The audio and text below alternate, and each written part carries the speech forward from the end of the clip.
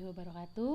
Di sini saya Putri Syahida dari Farmasi 2019 kelas B akan melakukan presentasi mengenai ketahanan nasional.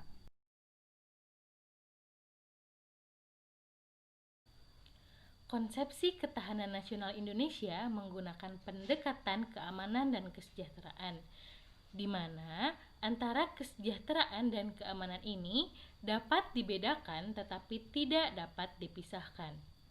Kemudian, peran masing-masing gatra dalam Astagatra harus seimbang dan saling mengisi. Maksudnya, antar gatra memiliki hubungan yang saling terkait dan saling bergantung secara utuh menyeluruh, membentuk konsepsi tata laku masyarakat dalam kehidupan nasional.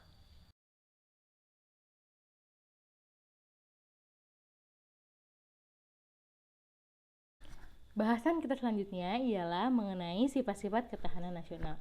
Yang pertama, mandiri, di mana kita sebagai bangsa Indonesia harus percaya terhadap potensi yang kita miliki, baik itu sumber daya alamnya maupun sumber daya manusianya, dengan mengedepankan integritas dan juga cinta tanah air dengan harapan tujuan yang akan kita tuju itu dapat tercapai, yaitu semakin kuatnya ketahanan nasional Indonesia. Yang kedua, dinamis, di mana upaya kita dalam pengembangan dan memperkuat ketahanan nasional itu harus berorientasi pada masa depan, tentunya menyesuaikan dengan segala kemajuan yang ada, baik dari kemajuan teknologi ataupun kemajuan lainnya. Yang ketiga, wibawa. Semakin berkualitasnya, semakin baiknya ketahanan nasional yang kita miliki, tentunya akan memperkecil pandangan-pandangan negatif dari negara lain terhadap negara Indonesia.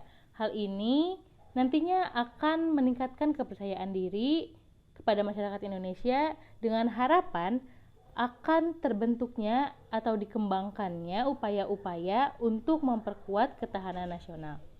Kemudian yang keempat ada konsultasi dan kerjasama, di mana dalam membangun suatu ketahanan nasional tentunya kita tidak bisa berjalan secara individu, kita juga perlu yang namanya kerjasama, baik itu antar individu ataupun antar kelompok, sehingga menjadi satu kesatuan yang utuh dalam membentuk suatu ketahanan nasional.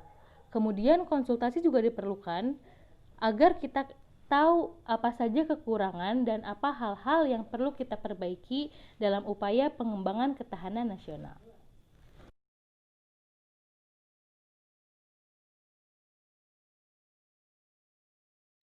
Nah, setelah sedikit pemaparan yang telah saya sampaikan tadi, semoga dapat kembali mengingatkan kita mengenai apa itu ketahanan nasional dan bagaimana konsepsinya di Indonesia.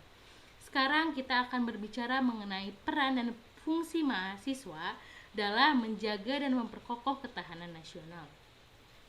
Fungsi dan peran mahasiswa tentulah sangat penting dalam menjaga ikatan yang kokoh antar sesama komponen bangsa yang pada akhirnya akan memperkokoh dan memperkuat ketahanan nasional.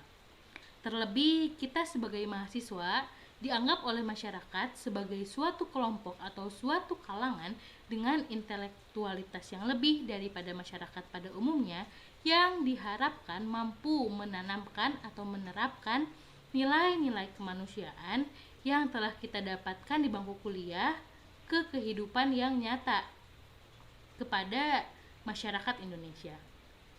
Terlebih pada masa pandemi sekarang ini, kita sebagai mahasiswa kesehatan tentunya ada kaitannya dengan apa yang sedang terjadi. Salah satu contoh hal kecil yang dapat kita lakukan ialah dengan mengingatkan, memberikan contoh bahwa betapa pentingnya menjaga protokol kesehatan. Karena mungkin pada masa pandemi ini, di mana juga sudah berlangsung cukup lama, masyarakat sudah mulai jenuh atau bahkan tidak mengikuti protokol kesehatan karena mungkin ada suatu paksaan keadaan dan alasan-alasan lainnya. Padahal dengan kita mengikuti protokol kesehatan, itu merupakan satu hal kecil yang dapat menjaga orang-orang di sekitar kita yang kita sayangi. Kemudian kita juga dapat melakukan bakti sosial atau kegiatan sosial lain yang bertujuan untuk membantu meringankan kesulitan saudara-saudara di sekitar kita. Kenapa? Karena pada masa pandemi ini seperti yang kita tahu, tidak sedikit masyarakat yang kehilangan pekerjaannya, sehingga yang tadinya kesulitan ekonomi ya makin sulit lagi. Makanya di sini mahasiswa diharapkan mampu pintar atau kritis dalam membaca dan melihat keadaan yang sedang terjadi.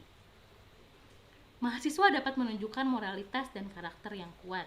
Dengan demikian, seorang mahasiswa harus pandai merasa, bukan merasa pandai.